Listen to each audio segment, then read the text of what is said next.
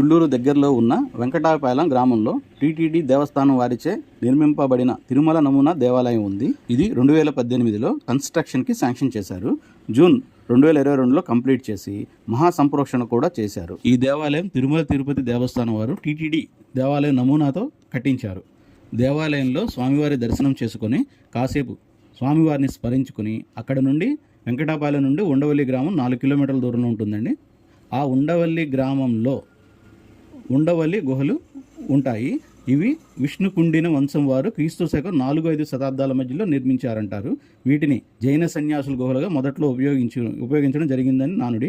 తర్వాత వీటిని హిందూ దేవాలయాల కింద మార్పు జరిగింది. దీనిలో ఉన్న ప్రత్యేకత ఒకే గ్రానైట్ రాయితో చెక్కిన విశ్రాంతి స్థితిలో ఉన్న శ్రీ మహావిష్ణువు వారి విగ్రహం ఉంది.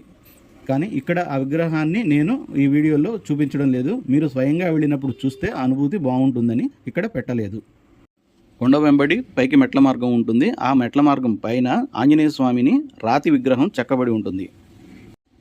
అక్కడ నుంచి మళ్ళీ కిందకి వచ్చిన తర్వాత కింద పార్కులో గ్రీనరీ చాలా బాగుంటుంది. ఆ చుట్టుపక్కల తినుబండారాలు అన్నీ దొరుకుతాయి. చిన్నపిల్లలకు ఆడుకోవడానికి చాలా బాగుంటుంది ఆ ప్రదేశం మొత్తం. ఇక్కడితో మనకి మార్నింగ్ సెషన్ కంప్లీట్ అయిపోతుంది. ఇక్కడ నుండి మనం కొంచెం ఎర్లీగా కొండపల్లి కోటను చేరుకోవాలి. అక్కడ నుంచి 30 కిలోమీటర్లు, ఉండవల్లి నుంచి 30 కిలోమీటర్ల దూరంలో కొండపల్లి కోట ఉంటుంది. ఈ కొండపల్లి కోటను రెడ్డి రాజవంశానికి చెందిన ప్రోలయ వేమారెడ్డి గారు క్రీస్తు శకం 1360 ఆ ప్రాంతాల్లో నిర్మించారని భావిస్తారు. తర్వాత ఈ కోటని గజపతి రాజులు, విజయనగర సామ్రాజ్యాలు, గోల్కొండ నవాబులు, చివరికి బ్రిటిష్ వారి పాలనలోకి వెళ్ళింది. ఈ కోటను ఒక సైనిక దుర్గంగా ఉపయోగించేవాళ్ళు. ఈ కోటలో కొండపల్లి కొండపై ఉండి 3 గేట్లతో బలమైన రక్షణ కలిగిన నిర్మాణం ఉండేది. రాజమహల్, అన్నదానశాల మరియు సైనిక గదులు కూడా ఉన్నాయి. మనం కోట యొక్క ప్లాన్ చూస్తే మనకు అర్థమైపోతుంది.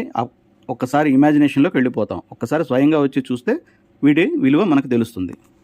ఇక్కడ డిస్ప్లేలో ఈ కోట గురించే కాకుండా ఆంధ్రాలో ఉన్నటువంటి కోటలు, వాటి ప్రాచుర్యాలు, వారిని ఎవరెవరు పాలించారో డీటెయిల్డ్గా బోర్డ్స్ అవైలబుల్గా ఉంటాయి.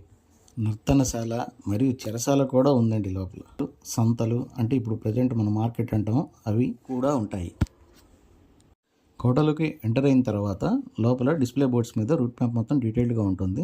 దాన్ని బట్టి కూడా మనం చక్కగా అన్నీ చూసుకొని రావచ్చు.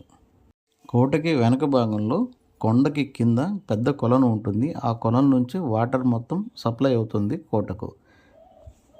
కొండపల్లి కోట గురించి ఇలా ఫోటో క్లిప్పింగ్స్తో కాకుండా full fledged video shoot upload చేస్తాను నెక్స్ట్ సెషన్లో. కొండపల్లి నుండి గుంటూరుకి విజయవాడ మీద నుండి కాకుండా అమరావతి వారధి కృష్ణానది మీద ఇంకొకటి కట్టి ఉన్నారు కొత్తగా. ఆ రూట్ కూడా ఉపయోగించుకోవచ్చు.